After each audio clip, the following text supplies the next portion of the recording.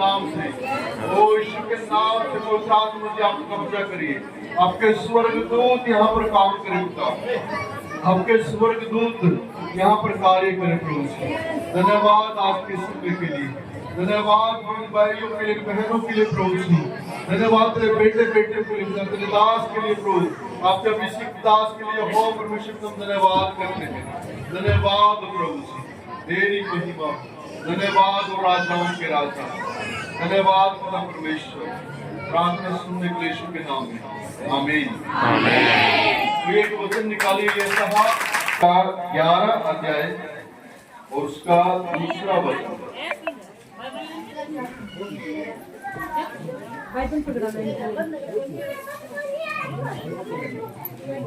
यशायाह उसका 11 अध्याय और उसका दूसरा वचन। आप वचन ही है तो आपको छुटकारा देगा। अगर वो वचन ध्यान से नहीं सुनेंगे तो आप जो जीवन में काम। यहोवा का आत्मा बुद्धि और समझ का आत्मा है, युक्ति और पराक्रम का आत्मा है, और ज्ञान और यहोवा के भय का आत्मा उस पर ठहरा रहेगा। ठीक है, मेरे साथ बोले, यहोवा का आत्मा, सारे बोले, बुद्धि और समझ का आत्मा, युक्ति और पराक्रम का आत्मा, ज्ञान और यहोवा के भय का आत्मा बोले मुझ पर ठहरा रहेगा। आमीन। आइए थोड़े बोलिए, जैसे मैं बोलूंगा आप मेरे पीछे बोलने सोचें, और प्लीज ध्यान से सुने। जो अपना मुंह खोल के वचन बोलेगा उसके ऊपर यहोवा का आत्मा ठहरेगा। यहोवा का आत्मा बुद्धि और समझ का आत्मा है ना, ज्ञान और युक्ति और पराक्रम का आत्मा, ज्ञान और यहोवा के भय का आत्मा बोलिए मुझ पर ठहरा है। आइए मेरे साथ अपनी आंखें बंद रखें, कोई इधर उधर ना देखे सके। परमेश्वर का आत्मा मुझे कह रहे इस वचन से इनसे अंगीकार करवा। अगर सुने ध्यान से, कुछ लोग बहुत अंगीकार करते हैं कि दुष्ट आत्मा, दुष्ट आत्मा, दुष्ट आत्मा, हमेशा दुष्ट आत्मा की बात करेंगे, है ना। जगह उनको शैतान ही दिखाई देगा, लाइट जाएगी तो कहेंगे शैतान ने भगा दी, है ना। कुछ हो गया तो शैतान, हर समय शैतान का ही नाम लेते हैं। लेकिन प्रभु का आत्मा कह रहे हैं इनको बोल, है ना, कि ज्यादा से ज्यादा, है ना, परमेश्वर के नाम को ले, यीशु मसीह के नाम को ले और बोले। परमेश्वर का आत्मा मेरे अंदर रहता है। भाई मेरे साथ अपने आंखें बंद करके आने वाले 2 मिनट और लगातार हम इस वचन की घोषणा करेंगे। बोले यहोवा का आत्मा बुद्धि और समझ का आत्मा, बोले यहोवा का आत्मा बुद्धि और समझ का आत्मा, युक्ति और पराक्रम का आत्मा, युक्ति और पराक्रम का आत्मा, ज्ञान और यहोवा के भय का आत्मा मुझ पर ठहर गया है। यहोवा का आत्मा वो बुद्धि और समझ का आत्मा, यहोवा का आत्मा बुद्धि और समझ का आत्मा, युक्ति और पराक्रम का आत्मा, ज्ञान और यहोवा के भय का आत्मा मुझ पर ठहर गया है।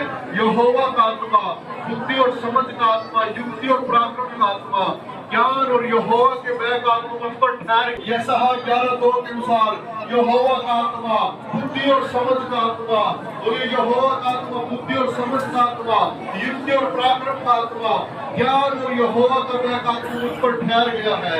यहोवा का आत्मा बुद्धि और समझ का आत्मा, वो बोले यहोवा का आत्मा बुद्धि और समझ का आत्मा, युक्ति और पराक्रम का आत्मा, ज्ञान और यहोवा के भय का आत्मा मुझ पर ठहर गया है।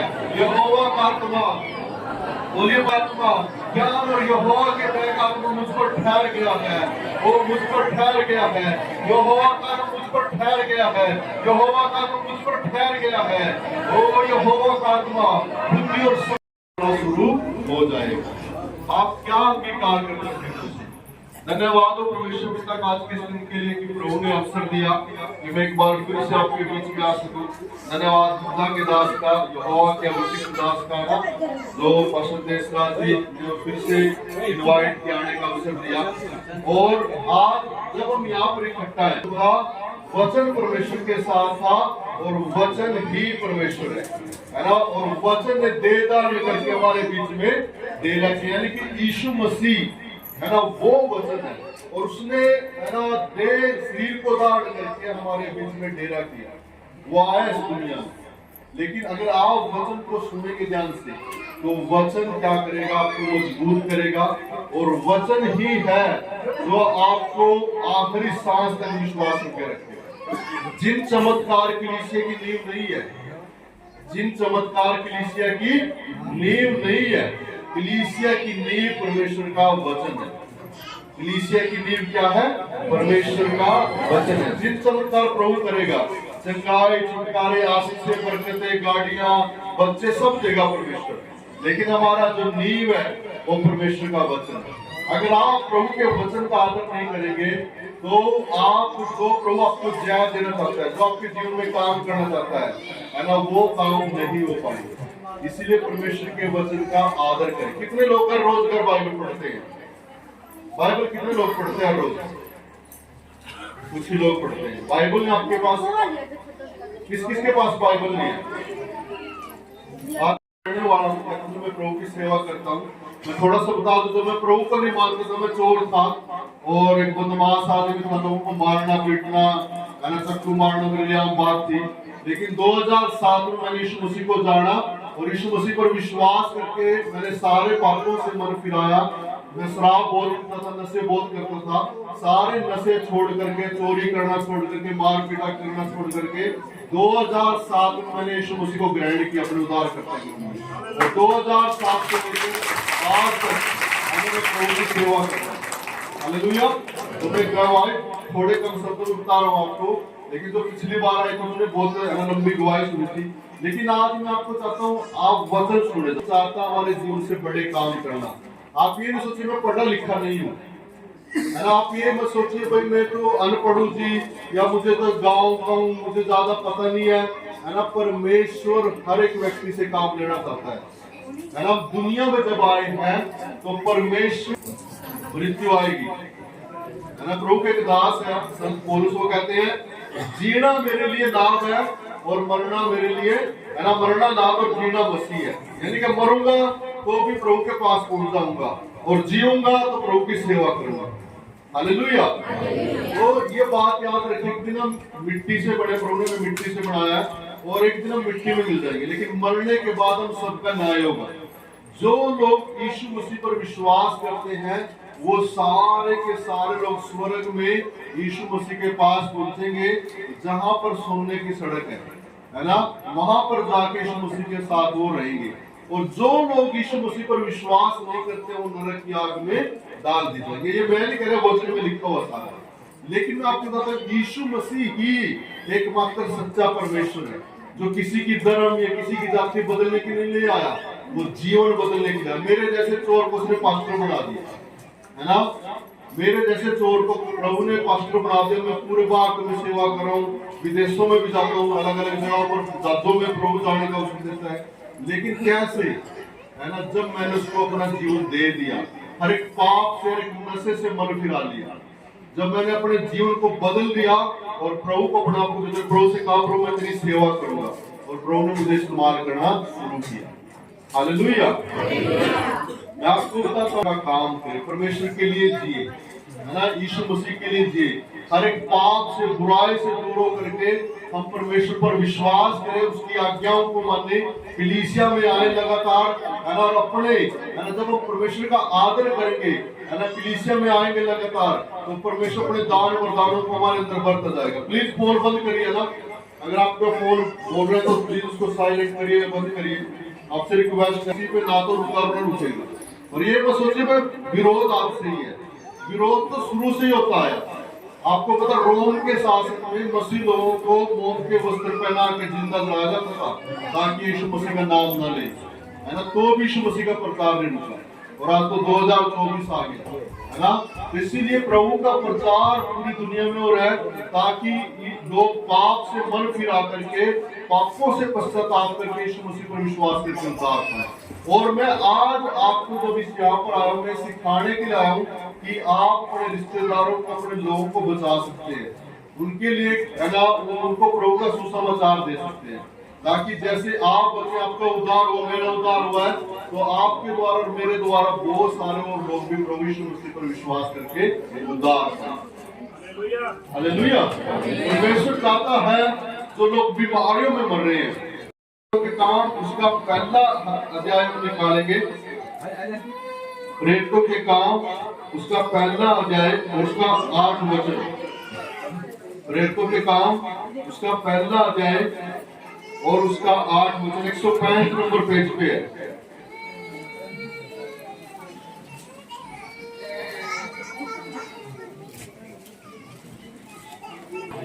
परंतु जब पवित्र आत्मा तुम पर आएगा तब तुम सामर्थ पाओगे और यरूशलेम और सारे यहूदिया और सामरिया में और पृथ्वी की छोर तक मेरे गवाह होंगे। हालेलुया। ये वचन हमें सिखाता है कि परंतु जब पवित्र आत्मा तुम पर आएगा तो तुम क्या पाओगे? बोलिए सामर्थ। क्या पाएंगे?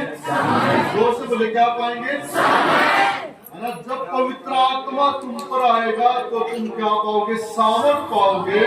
और उसके बाद लिखा है यरूशलेम और सारे यहूदिया और सामरिया में और पृथ्वी की छोर तक तुम क्या होंगे? मेरे गवाह होंगे। प्रभु चाहता कि हम उसके गवाह बने। यरूशलेम का मतलब क्या है? हम अपने घर में अपने लोगों के बीच में हम प्रभु के गवाह बने, है ना। यहूदिया सामरिया का मतलब अपने आस पड़ोस में, है ना। पृथ्वी का छोर का मतलब क्या है? जो हमारे रिश्तेदार है, जहाँ की दुनिया में प्रभु में लेके जाता है, वहां पर हम प्रभु के गवाह बने। कैसे बनेंगे हम प्रभु के गवाह? पवित्र आत्मा की सामर्थ के द्वारा।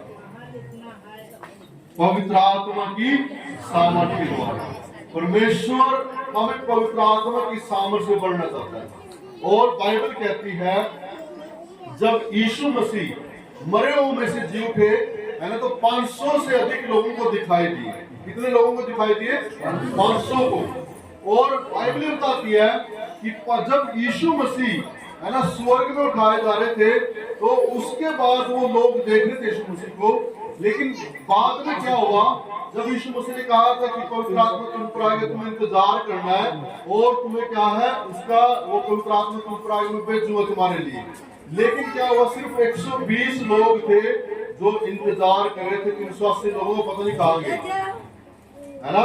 380 लोग पता नहीं कहाँ चले गए। लेकिन 120 लोग एक घर में बैठ करके प्रार्थना कर रहे थे। और उस दिन क्या हुआ, है ना, पिंतुक उसके दिन पवित्र आत्मा उनके ऊपर उतरा और जैसा पवित्र आत्मा उनको बोलने की सामर्थ्य भाषा वो बोलने लगे। और पतरस ने पहली बार जब प्रचार किया तो 3000 लोगों ने यीशु मसीह पर विश्वास करके उसे ग्रहण किया। और मैं आपको बता, जब आप पवित्र आत्मा की सामर्थ्य से भर करके जियोगे, जब आप लोगों को प्रभु के बारे में बताओगे तो लोग आपके द्वारा यीशु को ग्रहण करेंगे, आपके द्वारा प्रभु को जान लेंगे। हालेलुया। अब कितने लोगों के ऊपर पवित्र आत्मा आ गया है? बताइए, किस किस को पवित्र आत्मा की सामर्थ मिली है? मिली है? हाथ खड़े। कहीं सोच रहा पवित्र आत्मा छोड़े, है ना, कहीं यही सोच रहे हैं। कंफ्यूज होइए, मतलब, है ना, कंफ्यूज मत होइए। पवित्र आत्मा कब आता है? जब यीशु मसीह को उद्धारकर्ता के रूप में ग्रहण करते हैं, अपने पापों से तौबा करते हैं। हर एक व्यक्ति जैसे ही अपने पापों से तौबा करता है, उसका पाप करता है, तो उसके अंदर पवित्र आत्मा जाता है। हमारा जो मेरी आप हम सब जो बड़े हुए हैं, हमारे पास क्या है? हमारे खुद का शरीर जो बाहर दिख रहा है, हमारा प्राण है, जो हमारे अंदर लहू है वो प्राण है हमारा, है ना। और जो हमारी आत्मा है, हम 3 चीजों से मिलकर बने हुए हैं, शरीर, प्राण और आत्मा। ठीक है। अब जब हम प्रभु में नहीं थे, जब मैं प्रभु में नहीं था, तो मैं शरीर, प्राण, आत्मा मेरे हिसाब से चलता था। किसी को मारना मारता था, गाली देनी थी गाली देता था, नशे करने थे नशे करता, चोरी करनी थी चोरी करता था। लेकिन जब मैंने 2007 में यीशु को ग्रहण किया, क्षमता कौन आ गया मेरे अंदर? बोले पवित्र आत्मा। कौन आ गया? पवित्र आत्मा। और जैसे एक व्यक्ति अपने पापों से तौबा करता है, उसके अंदर पवित्र आत्मा यानी कि परमेश्वर का आत्मा, यहोवा परमेश्वर का आत्मा आपके अंदर आके रहने लग जाता है। और उसकी सामर्थ्य बढ़ने के लिए क्या करना पड़ेगा? हर रोज प्रार्थना, कलीसिया में जाना। और जब जैसे जैसे आप बढ़ते जाओगे, प्रभु की सामर्थ्य से बढ़ते जाओगे, आप प्रभु के गवाह बढ़ते जाओगे। परमेश्वर चाहता है इस दुनिया में, इसीलिए हम हैं, ताकि हम परमेश्वर के गवाह बने, उसके बेटे बेटियां बन के जिए। अब आप पापी नहीं रहे हैं जब आप यीशु पर विश्वास करते हैं। बोले मैं पापी नहीं हूँ, अपना मुंह खोले मैं पापी नहीं हूँ, मैं पापी हूँ, मैं परमेश्वर की बेटी हूँ और मेरे अंदर पवित्र आत्मा की सामर्थ्य है। आमीन। लोग और भाषा में से एक ऐसी बड़ी भीड़ जिसे कोई गिन नहीं सकता था, श्वेत वस्त्र पहने अपने हाथों में खजूर की डालियां लिए हुए सिंहासन के सामने और मेमने के सामने खड़ी है। ये वचन में सिखाता है, परमेश्वर का वचन कहता है, प्रकाशित वाक्य 7:9 क्या कहता है, परमेश्वर एक भीड़, बड़ी भीड़ को देखना चाहता है अपने सामने। वो परमेश्वर का दर्शन है, और इतनी बड़ी भीड़ जिसे कोई भी गिन नहीं सकता था। और वचन ये सिखाता है कि ये भीड़ कहां से आई है। हर एक जाति, कुल, लोग, भाषा के लोग इस बड़ी भीड़ में खड़े हैं। और वचन ये बताता है कि उस भीड़ को कोई नहीं गिन सकता है। वो श्वेत वस्त्र पहने अपने हाथों में खजूर की डाली लिए हुए सिंहासन के सामने और मेमने के सामने खड़े हैं। मैं आपको बताऊं, एक दिन हम इस दुनिया को छोड़ करके स्वर्ग में परमेश्वर के सामने इस बड़ी भीड़ में खड़े होंगे। हम सदा इस दुनिया में रहने वाले नहीं है, और ना आज तक कोई रहा हो तो बता दो। है ना, कितने बड़े बड़े राजा है ना जा चुके हैं, है ना, कितने जिनकी उम्र भी बहुत ज्यादा थी। बाइबल में हम पढ़ते हैं कोई 800 साल जिया, कोई 700 साल जिया, लेकिन एक दिन उनको इस दुनिया को छोड़ के जाना था। और परमेश्वर का वचन कहते हैं कि प्रभु अपने सामने एक बड़ी भीड़ को देखना चाहता है, और इतनी बड़ी भीड़ जिसे कोई गिन नहीं सकता। ये परमेश्वर का दर्शन है, वो जो अभी तक भी पूरा नहीं हुआ। बहुत सारे लोग उसके लिए सेवा करें, मेहनत कर रहे हैं, लेकिन आज जब मैं आपके पास आया हूँ तो मैं आपको ये सिखाना चाहता हूँ कि कैसे आपके रिश्तेदार, आपके घर के लोग जो प्रभु पर विश्वास नहीं करते हैं, आपके पड़ोसी जो पाप में मर रहे हैं, नशों में मर रहे हैं, दुष्ट आत्माओं से परेशान है, वो कैसे उद्धार पा सकते हैं, उनका जीवन कैसे बच सकता है। मैं आपको सिखाना चाहता हूँ कि कैसे वो लोग प्रभु को उद्धारकर्ता के रूप में ग्रहण करके उनकी जिंदगी बच सकती है। तो कई लोग देखिए मसीह में काफी टाइम से है, लेकिन फिर भी परेशान रहते हैं। क्यों रहते हैं? क्योंकि वचन वो नहीं बोलते, वचन की घोषणाएं नहीं करते। वो सोचते हैं दूसरा मेहनत करे और मुझे बस कुछ मेहनत न करना पड़े, और दूसरा मेरे लिए प्रार्थना करते मैं चंग हो जाऊं। खुद जो है कुछ बोलना नहीं चाहते। एक बार क्या हुआ, सुनिजान से नाम से चंगी हो जाए और है ना प्रभु पे दया करे। पास में बोलो आंटी धन्यवाद यीशु मसीह में तेरे कोड़े खाने से चंगी हो चुकी हूँ। वो पता क्या बोले आंटी, मेरे पर बोला जाता भाई धन्यवाद यीशु में तेरे कोड़े खाने से चंगी हो चुकी हूँ, है ना। मेरे पर ये बात बोली जाती है ना। और क्या बोला जाता है, मेरे से कुछ बुलवा ले, ये नहीं बोला जाता। यानी कि लोग जो है वचन का अंगीकार करना नहीं चाहते। जो बीमार है, मैं आपको कह रहा हूँ, अगर आप लगातार बोलेंगे धन्यवाद यीशु मसीह में तेरे कोड़े खाने से चंगा हो चुका हूँ, धन्यवाद यीशु मसीह में तेरे कोड़े खाने से चंगा, बीमारियां आपको छोड़ के जाएंगी। लेकिन अगर आप अपने मुंह से नहीं बोलोगे, मेरे पास बहुत सारे लोग आते हैं, प्रार्थना करते लोग चंगे हो जाते हैं, लेकिन कुछ टाइम के बाद फिर बीमार हो जाते हैं। क्यों? क्योंकि वो लोग अपने मुंह से धन्यवाद नहीं करते हैं और खुद वचन की घोषणाएं नहीं करते, है ना। जब वचन नहीं बोलेंगे तो कैसे वो चंगाई के अंदर काम करेगी। आपको पता, परमेश्वर को उत्पत्ति में जब उसने है ना दुनिया बनाई, उसको बोलना पड़ा अपने मुंह से। उसने देखा कि अंधियार है, उसने कहा उजियालो तो उजियाल हो गया। उसने कहा पेड़ पौधे बढ़े तो पेड़ पौधे बढ़ गए। परमेश्वर बोलता गया और चीजें बढ़ती गई। आप बाइबल कहते हैं नीति वचन 18:21 में लिखा है कि हमारे जीव के वश में जीवन और मृत्यु दोनों है, लेकिन हम अपने मुंह से क्या बोलते हैं? हाय मैं तो बीमार हूँ, मेरे तो घर में कुछ नहीं है, मैं तो गरीब हूँ। अपने मुंह का अंगीकार बदलिए।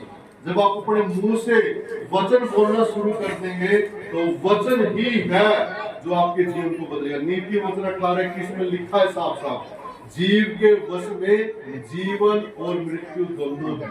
जो उसको काम में लाना चाहता है उसका फल भोगता है। शैतान के वश में नहीं मृत्यु, किसी को मारना, है ना। क्यों नहीं है शैतान के वश में?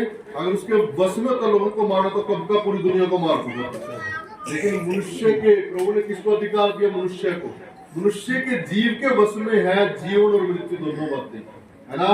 जो मनुष्य अपने मुंह से जैसा बोलेंगे उनके साथ वैसा ही हो जाएगा।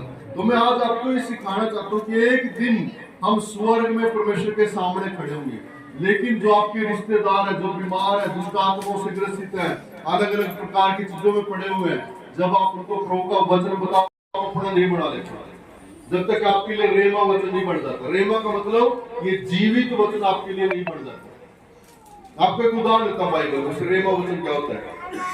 एक बार क्या हुआ, यीशु मसीह और उसके चेले जो पानी पे चल के आता है तो पतरस देखते हैं कि यीशु मसीह है, तो यीशु मसीह ने पतरस कहता है कि प्रभु मैं भी पानी पर चलना चाहता हूँ।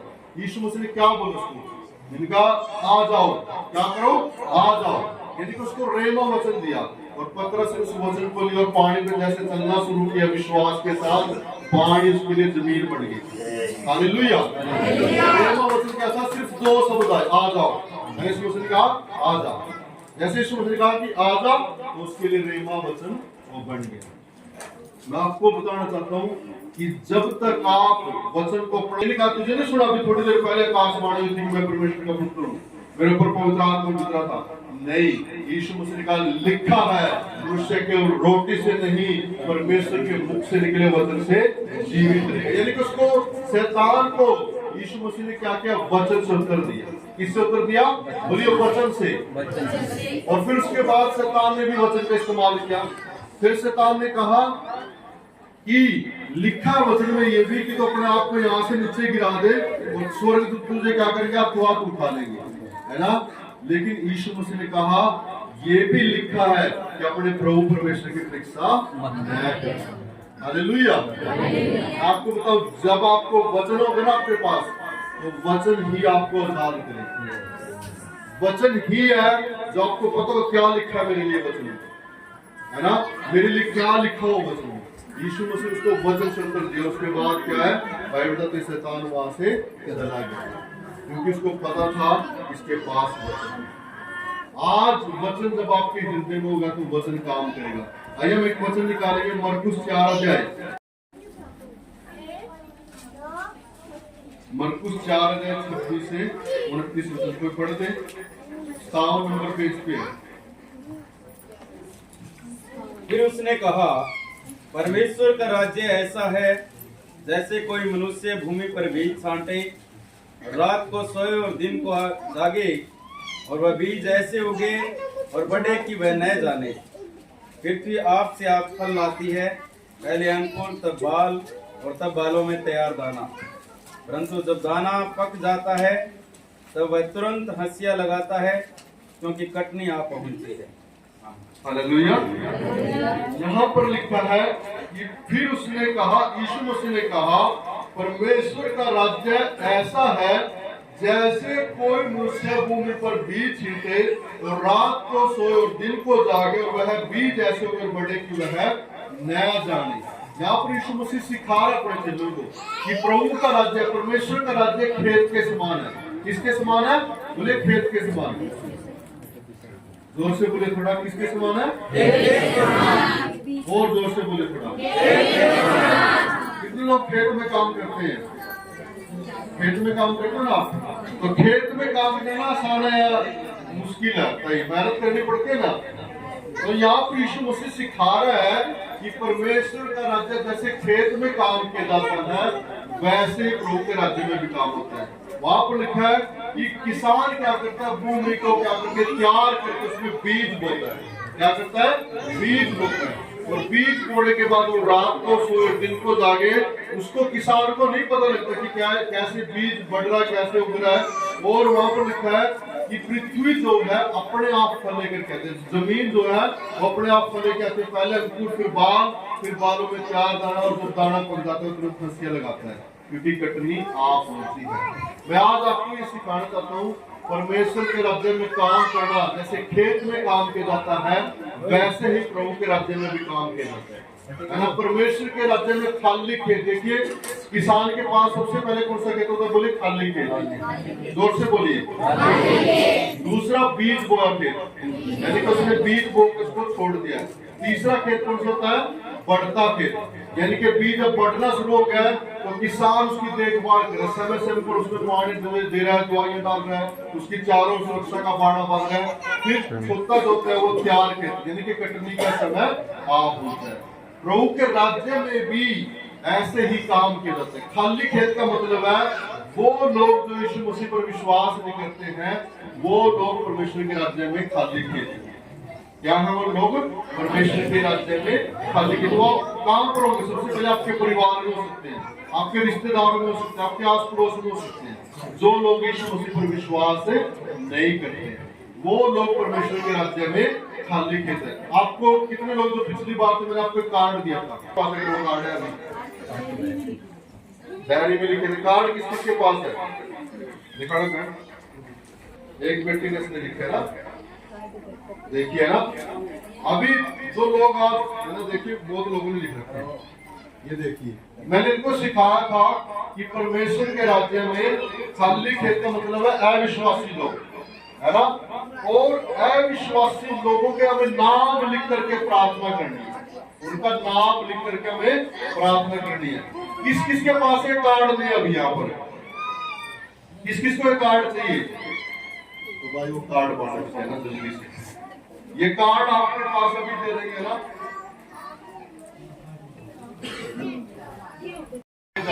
जिनके नाम आपने लिख लिए हैं या आने वाले दिनों में लिखोगे, मैंने घर जाके लिखोगे, उनके लिए प्रार्थना अपने आंखें बंद करें और अपने आंखें बंद करके प्रार्थना करें। हालेलुया, धन्यवाद धन्यवाद धन्यवाद धन्यवाद पवित्र आत्मा, ओ थैंक यू जीसस, हालेलुया, धन्यवाद पवित्र आत्मा जी। हम आपका स्वागत करते हैं हमारे बीच में, आप आइए पवित्र आत्मा, हम आपको बुलाते हैं समय रवा संतल रवा नरसेके रीसे ठेकेले रे तोरी बनरा सेंतले रे बनरा सखा ओ रे सेंतले रे बनरा, पवित्र आत्मा जी आपका स्वागत है। आप मदद कीजिए, आप सहायता करिए प्रभु जी, इन बहनों के भाइयों के नाम लिखने में, ओ प्रभु ये नाम लिख पाए, प्रार्थना करना शुरू करें पिता, प्रार्थना करना शुरू करें यीशु के नाम से, यीशु के नाम से प्रार्थना करते हैं। इनके परिवार के लोग जो है विश्वासी हैं, प्रभु आपसे दूर है, नशे में बीमारियों में पड़ रहे हैं, दुष्ट आत्मा उनको परेशान कर रही है, उनके जीवनों से हर एक शैतान के गढ़ों को ढा देते यीशु के नाम से, हर एक शैतान के गढ़ों को ढा देते यीशु के नाम से, रिश्तेदारों को, उनके परिवार के लोगों को, और उनके घर के लोगों के लिए पड़ोस के लोगों को छोड़ करके जाए, हर एक दुष्ट आत्मा छोड़ करके जाए, जो शैतान की बुद्धि बांध रखी है वो बुद्धि यीशु के नाम में खुल जाए। आगे लोग जब इतना वचन उनको बताए तो लोग आपको उद्धारकर्ता के रूप में ग्रहण करें, जिनके रिश्तेदार को आपको उद्धारकर्ता के रूप में ग्रहण करें। और रबा संतर रबा नरसे खेले रिंदो रीसे ठेकेले रे बनरंदो, तेरी सामर्थ्य, तेरी सामर्थ है इनके ऊपर, तेरी सामर्थ से बढ़ जाए पवित्र आत्मा। तेरे वचन में लिखा है प्रेरितों के काम 1:8 में, ओ पवित्र आत्मा की सब सामर्थ पाओगे तो पृथ्वी की छोर तक मेरे गवाह करोगे। ये बढ़ जाए इसी समय तेरी सामर्थ से पवित्र आत्मा, बढ़ जाओ पवित्र आत्मा की सामर्थ से, बढ़ जाओ पवित्र आत्मा की सामर्थ से, बढ़ जाओ पवित्र आत्मा की सामर्थ से, बढ़ जाओ इसी समय। रवा संतल रवा नरसे के पवित्र आत्मा की सामर्थ आपको अपना गवाह बनाएगी, आपको सच्चा जीवन देगी। वो पवित्र आत्मा की सामर्थ आपको हर एक पाप पे जय उपलब्ध करेगी। और रवा संतल रवा नरसे के बढ़ जाओ बढ़ जाओ बढ़ जाओ, सर के बालों से लेकर पैर के तलवे तक बढ़ जाओ उसकी आग से, उसकी सामर्थ से जो आपको बनाएगी, जो आपको अपने लोगों के बीच में सुसमाचार प्रचार करने में सहायता करेगी। और रबा संतल रबा नरसे ले को रीसे से नरंदो रीसे के रे बेशेंदे ले रे से खाल रबा नरंदो, ओ प्रभु तेरी सामर्थ से बढ़ते तेरी बेटियों से, प्रेरितों की काम 1:8 के अनुसार बढ़ जाओ पवित्र आत्मा की सामर्थ से, बढ़ जाओ। रिसीव करो इस समय, ग्रहण करो पवित्र आत्मा की सामर्थ को, ग्रहण करो पवित्र आत्मा की सामर्थ को।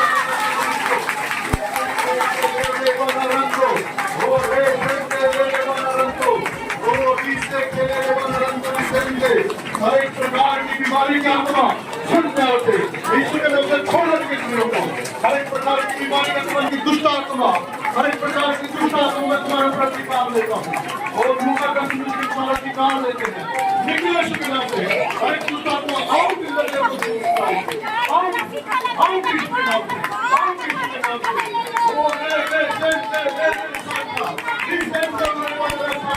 आउट यीशु के नाम से। हर एक प्रकार की evil spirit, दुष्ट आत्मा निकलो यीशु के नाम में, कोई अधिकार नहीं किसी के ऊपर। ये कलीसिया खुदावंद यीशु मसीह की है। ओ रबा रखो, निकलो आउट यीशु के नाम में, आउट हर एक प्रकार की गंदी आत्मा और दुष्ट के आत्मा निकलो, बीमारी का आत्मा निकलो राइट नाउ, इसी घड़ी छाड़ जाओ यीशु के नाम से। और आज के बाद दोबारा कोई दुष्ट आत्मा काम नहीं करेगी। टूट चुके यीशु के नाम से, हर एक बंधन टूट चुके हैं। ओ रबा संदल रबा नरा सेंदे ले बना साको रीसे ठेठे ले बना रंदो रीसे ले बना साका। धन्यवाद। Thank you Jesus, thank you Jesus. ओ रबा सिकल रबा नरा रबा सेंदे ले बना सेंदे रीसे ठेठे ले बना रंदो। कमांड करता हूँ, कमांड करता स्वर्गदूतों को काम करें यहाँ पर, इस कलीसिया में काम करें, स्वर्गदूत काम करें। और रबा संदल रबा नरंदोरी सेंदेले रबा नरंदोरी सेंखे। थैंक यू जी। यीशु के नाम से इस समय फ्री करते हैं, आजाद करते इस बहन को पूरी रीति से यीशु के नाम में छोड़ देते। यीशु मसीह को उद्धारकर्ता के रूप में ग्रहण करेंगे और वो कलीसिया में आएंगे। ओपन एचर की औरत के स्वास्थ्य ठीक होंगे यीशु के नाम से। हालेलुया। तो प्लीज क्यों नहीं पिता पुत्र पवित्र आत्मा के नाम से बपतिस्मा दो और देखो मैं जगत के अंत तक तुम्हारे साथ। तुम्हें जो बात मैंने तुम्हें आज्ञा दी उनको मानना सीखा। मत्ती 28:18-20 में प्रभु ने आज्ञा दी है कि हमें लोगों को प्रभु का चेला बढ़ाना है। आमीन। जिसको बाइबल कहते हैं सामर स्त्री के नाम से जानते हैं। जब वो स्त्री वहां पर आती है घड़ा लेकर के, और वो स्त्री क्या है, पानी भरने के लिए आती है, लेकिन वो यीशु मसीह से स्त्री से कहते हैं कि हे नारी मुझे क्या कर दे, पानी पिला दे। सुनिए ध्यान से, क्या कहते हैं, हे नारी मुझे पानी पिला। लेकिन वो सामरी स्त्री कहती है भाई आप तो यहूदी जाति के हैं, आप मेरे हाथ से कैसे पानी पी सकते हैं। प्रयोग आज हम दो जाति पाति का भेदभाव आज भी देखते हैं हमारे समाज में, हमारे देश में ना, वो काफी टाइम पहले भी था। लेकिन यीशु मसीह तो किसी की जाति देख के प्रेम नहीं करता है ना। उसने पूरी मानव जाति के लिए क्रूस के ऊपर अपना बलिदान दिया, अपने लहू की एक एक बूंद बहाई। वो हमारे पापों के लिए, पूरी मानव जाति के पापों के लिए मारा गया, गाटा गया और तीसरे दिन मुर्दों में से जी उठा। तो सामरी स्त्री से जब यीशु मसीह ने कहा कि हे नारी मुझे पानी पिला, तो सामरी स्त्री कहती है कि हे प्रभु आप तो यहूदी होकर मुझसे कैसे पानी पी सकते हो। लेकिन यीशु मसीह ने कहा अगर तू जानती कि तुझसे कौन पानी मांग रहा है, वो तुझे कैसा जल देता जिसको पीकर तू कभी प्यास नहीं होती बल्कि एक सोता बढ़ जाती।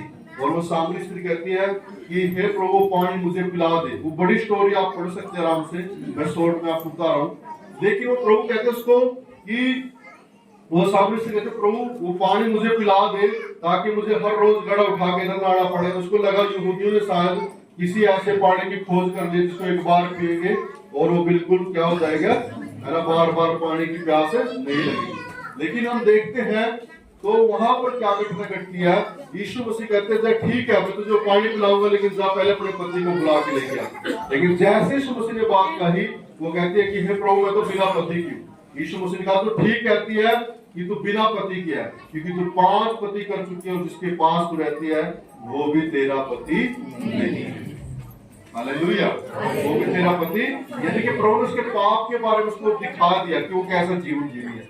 लेकिन यीशु मसीह को जब उसने देखा कि वो इसने मेरे बारे में बता दिया, तो सामरी स्त्री जो है हैरान हो जाती है और वो पूछते क्या कोई मसीहा जो हमें बचाने के लाने वाले थे। यीशु मसीह ने कहा कि हाँ मैं गई। और बाइबल कहते हैं अपना घड़ा छोड़ करके नगर में जाती है और जाके नगर में गवाही देती है, आओ एक ऐसे मनुष्य को देखो जिसने मेरे जीवन के बारे में मुझे सब कुछ बता दिया है। और सामरी स्त्री की गवाही सुन करके सामरी नगर के लोगों ने यीशु मसीह पर विश्वास करके उद्धार पाया। हालेलुया।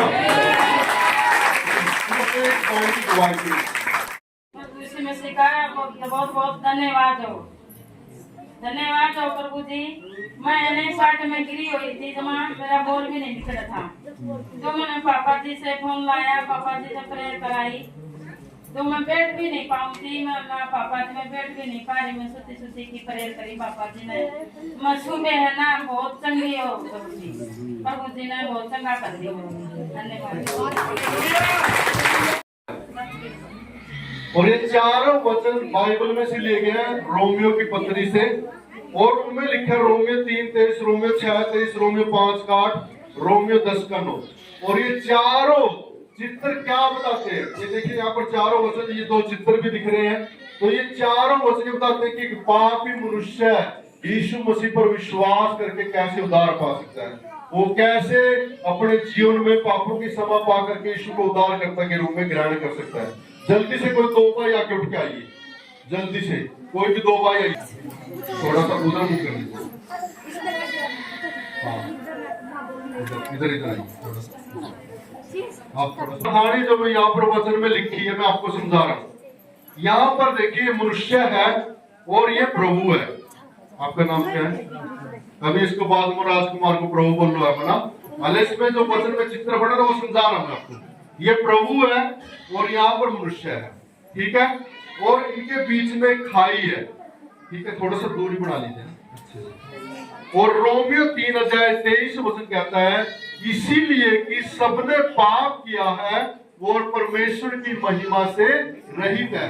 जो इस वचन में लिखा है, पहला वचन लिखा है इसीलिए कि सबने पाप किया है और परमेश्वर की महिमा से रहित है। यानी कि जो मनुष्य है ये पाप करने की वजह से परमेश्वर के पास नहीं जा सकता है ना। कोशिश तो करता है अपने अच्छे कामों के द्वारा, दान पुण्य के द्वारा, है ना, भाई चलो गरीब लोगों को खाना खिला दे, प्यासे लोगों को पानी पिला दे, ये कोशिश करता है परमेश्वर के पास जाने की, लेकिन पाप होने की वजह से इसके अंदर ये परमेश्वर के पास नहीं जा सकता। बाइबल कहते हैं सबने, ऐसा इस दुनिया में कोई नहीं जो पापी नहीं है, सबने पाप किया है और परमेश्वर की महिमा से रहित है।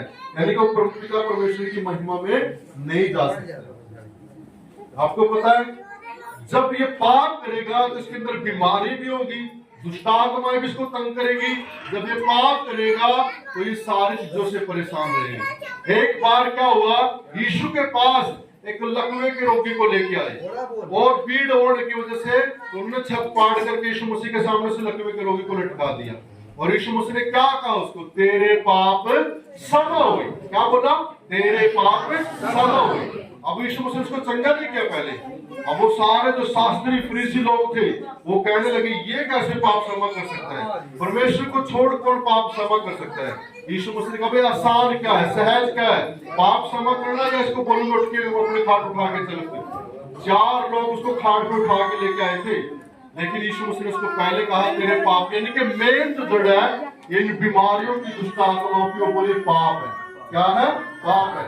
जब तक मनुष्य पाप करता रहेगा, पाप करता रहेगा तो बीमारियां, दुष्ट आत्मा उसको परेशान करते रहेंगे, है ना।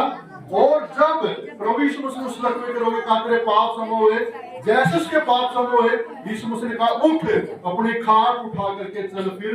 और वो उठा और अपनी खाट उठा के चलने फिरने लगा, क्योंकि उसके पाप क्षमा, चंगाई भी आ गई। हालेलुया। आज लोग क्या चंगाई खोज रहे, पाप छोड़ना नहीं चाह रहे, नशा छोड़ना नहीं चाह रहे हैं, झूठ बोलना छोड़ना चाह रहे, गाली देना बंद नहीं कर रहे, लड़ाई करना बंद नहीं कर रहे, है ना। प्रभु यीशु मसीह का मन फिराओ क्योंकि स्वर्ग का राज्य निकट है। और पाप क्षमा यीशु मसीह करता है। तो वचन कहता है इसने मनुष्य ने पाप की और पाप की वजह से प्रभु की महिमा में नहीं आ सकता है। आज मैं परमेश्वर की महिमा में जा सकता हूँ, आप प्रभु की महिमा में बैठे हैं। अभी आपने देखा ना प्रभु के काम, तो प्रभु की महिमा यहाँ पर काम करिए। क्यों करी है? क्योंकि हम लोग परमेश्वर के पास आगे अपने पापों से पश्चाताप, हमारे पाप क्षमा हो गए। बोलिए मेरे पाप क्षमा हो चुके हैं, दोषी कार्य मेरे पाप क्षमा हो चुके हैं। दूसरा जो वचन कहता है, अब देखिए रोमियो 5:6-23 वचन कहता है क्योंकि पाप की मजदूरी तो मौत है। पाप की मजदूरी क्या मिलेगी मनुष्य को? मौत। ये यहाँ तो मरेगा ही मरेगा, बीमारियों में, दुष्ट आत्माएं, ये और अलग अलग चीजें, लेकिन एक दिन नरक की मौत में जाएगा। पाप की सजा क्या बोली? मौत। पाप की मजदूरी मौत है। जैसे हम काम करते हैं, नौकरी करते हैं, तो उसके बदले में हमें पैसा मिलता है, दिहाड़ी मिलती है। तो वैसे अगर मनुष्य पाप करता रहेगा, पाप करता रहेगा, तो पाप की सजा मौत है ना, आत्मिक मृत्यु, यानी कि हमेशा के लिए वो परमात्मा से, परमेश्वर से दूर होकर नरक की आग में जाएगा। लेकिन रोमियो 6:23 कहता है लेकिन डरने की जरूरत नहीं हमें, है ना, क्योंकि परमेश्वर का वरदान, है ना, क्या है? मसीह यीशु में अनंत जीवन है। आज केवल यीशु मसीह का नाम दिया गया पूरी मानव जाति को कि वो यीशु मसीह पर विश्वास करके उद्धार पा सकते हैं। मैं आपको बताता हूं ये मनुष्य है ना, जो ये मनुष्य कैसे है, पाप की सजा इसको कैसे नहीं मिलेगी जब यीशु मसीह पर विश्वास करेगा और इसके अंदर जीवन काम करना शुरू कर देगा। जीवन यहाँ तो आएगा ही आएगा। आप सोच के देखो भाई, मैं 25 सालों के नशे में था, तो अब उसकी पत्नी को पता जीवन कैसे काम कर रहे हैं, कर रहे नहीं कर रहे घर में बहन आपके जीवन तो यहाँ पर दिख रहा है उनको। नरक थी पहले, नरक में तो जी रहे थे, नशा है ना, पैसा जो कमा रहे सारा दारू में जा रहा है। लेकिन आज उनके जीवन में कैसे जीवन आया यीशु मसीह का, जब उसने नशे उस एक व्यक्ति उनकी सांस की बीमारी से पीड़ित की, बीमारी छोड़ के ये बहन खाट में पड़ी थी, मरनी थी खाट के अंदर बीमारी के अंदर। लेकिन यीशु मसीह पर जब इसने विश्वास किया तो यीशु मसीह का जीवन इसके अंदर आ गया। तो पाप की सजा मौत जरूर है, लेकिन डरने की जरूरत नहीं हमें। परमेश्वर ने पूरी मानव जाति को एक वरदान दिया कि जो कोई यीशु मसीह पर विश्वास करेगा वो उद्धार पाएगा, वो अनंत जीवन पाएगा, है ना। ऐसा जीवन तो कभी खत्म होने वाला नहीं। कैसे? अब कई लोग कहते हैं भाई यीशु मसीह में क्यों अनंत जीवन है, और भी तो बहुत सारे संत महात्माएं, लेकिन किसी ने हमारे पापों के लिए क्रूस के ऊपर बलिदान नहीं दिया। केवल प्रभु यीशु मसीह है जिसने हमारी पूरी मानव जाति के लिए बलिदान दिया। एक बार और जल्दी से आए आगे रखिए, एक हाथ पे रखिए। अब आपको क्या दिख रहा है बीच में? खाई की जगह, मौत की खाई की जगह क्या दिख रहा है? बोले क्रूस। अपनी नाक पर ऊपर रखे ना, ताकि दिख रहा है आपको। और दिख रहा है यीशु मसीह आगे बीच में, है ना, क्रूस। यानी कि क्रूस यहाँ पर हमें दिखाई दे रहा है कि गर्दन में पड़ेगी।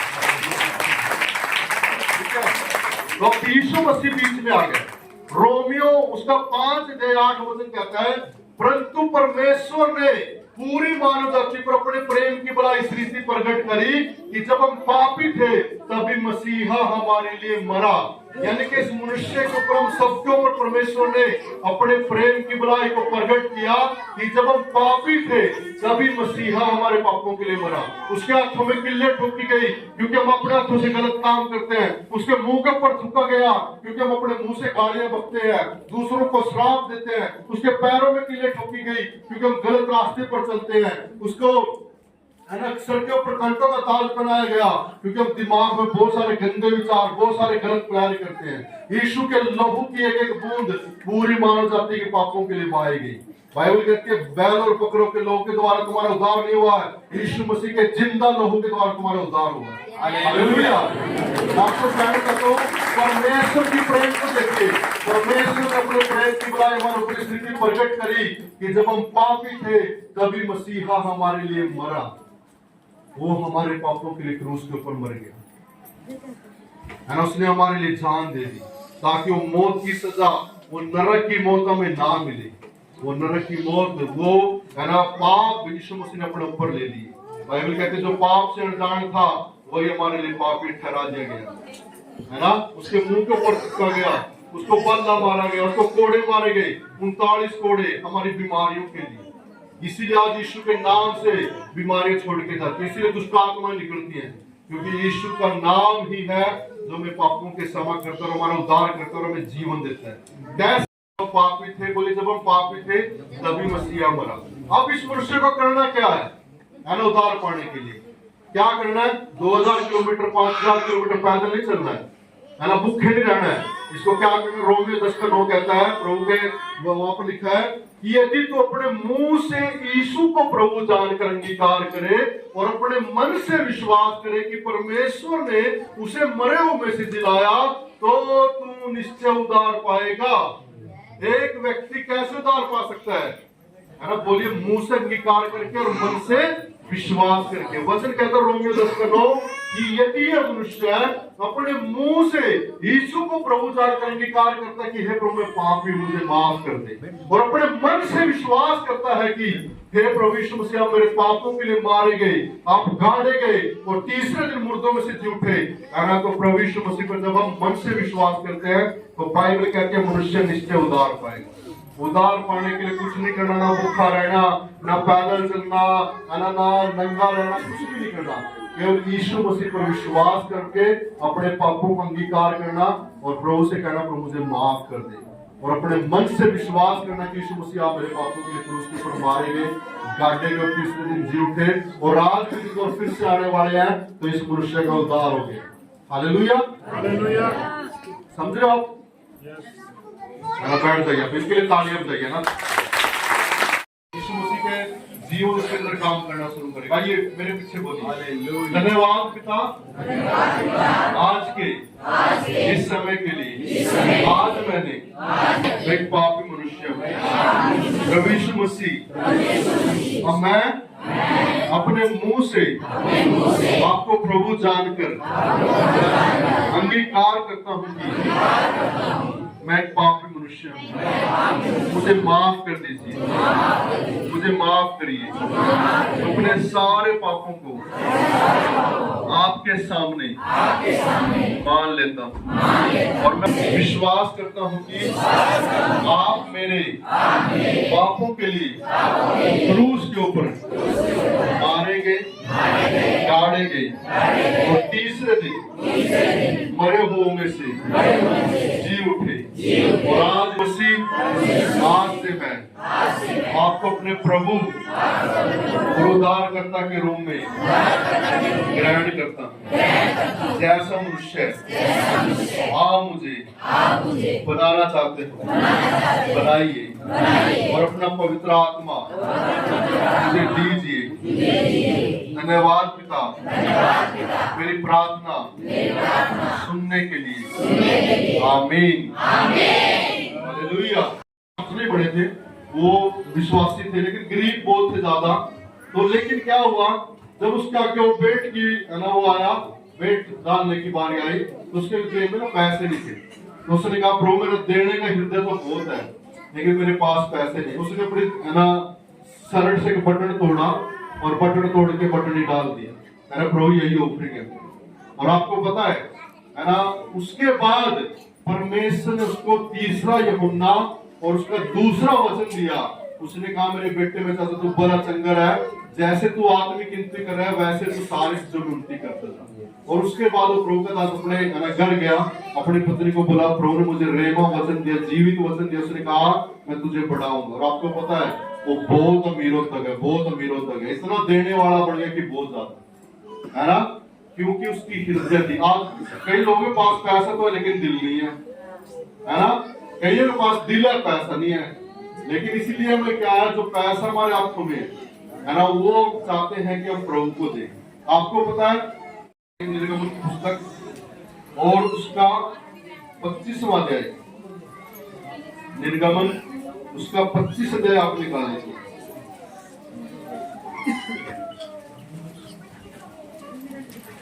निर्गमन उसका 25वां अध्याय।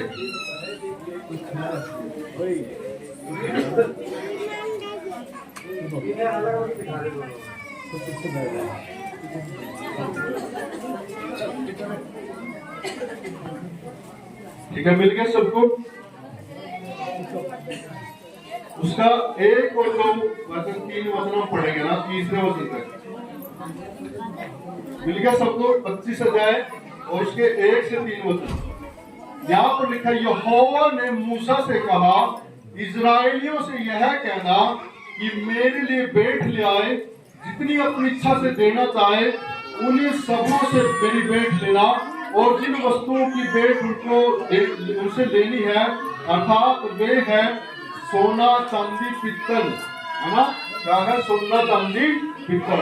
अब ये मूसा से कौन कह रहा है? यहोवा परमेश्वर। और प्रभु कह रहा मेरे लिए भेंट लेना इनसे, क्योंकि तुझे क्या करना, मेरे लिए एक तंबू बनाना है जिसमें वाचा का संदूक रहेगा। लेकिन अब यहाँ पर क्या लिखा है कि उनसे क्या लेना, सोना चांदी और पित्तल, है ना, ताकि प्रभु का है ना तंबू का जो भवन है वो बढ़ाया जा सके। लेकिन अब आप सोच के देखिए, यहोवा के पास मूसा था 40 दिन के लिए, दिन और रात बाइबल कहती है वो परमेश्वर के संग था। और प्रभु उसको कह रहे हैं, कई बार जब पास्टर के द्वारा प्रभु आपको कहता है मैं देगा, 10 देना, मैं भेंट देनी है, मैं बोना है, तो वो प्रभु उसको बोलता था, वो आपको बोलते है ना। परमेश्वर का आत्मा चाहता है कि हम अपना पैसा, अपनी भेंट उसको दे। और जब हम राजाओं के राजा को देंगे यीशु मसीह को, आपको पता वो मल्टीप्लाई करके कई गुना बढ़ा करके उसको वापस हमें दे दे। हालेलुया। राजा के सामने जब जाया जाता है तो उसके सामने भेंट लेके जाती है, भेंट लेके जाते लोग, है ना। और आपको मैं बताऊं, जब हम अपनी भेंट राजा को देते हैं तो राजाओं का राजा प्रभु यीशु मसीह को कई गुना मिला करके हमें वापस दे देता है। जब आप अपने 10 देते हैं, जब आप अपनी भेंट देते हैं, तो प्रभु यीशु मसीह को जब आप दे रहे हो तो प्रभु कई गुना उसको मल्टीप्लाई करके वापस दे देता है। यहोवा ने मूसा से कहा तुझे इजरायलियों से क्या लेना है? सोना चांदी पित्तल है ना, और बहुत सारा सामान लिखा है वहां पर, ताकि प्रभु का है ना घर बढ़ सके, प्रभु का भवन बढ़ सके। लेकिन है ना उसके बाद जब 40 दिन मूसा प्रभु के साथ था, तो हम पढ़ेंगे है ना इसके ही निर्गमन के ही 35 अध्याय 35 में हम आ जाएंगे।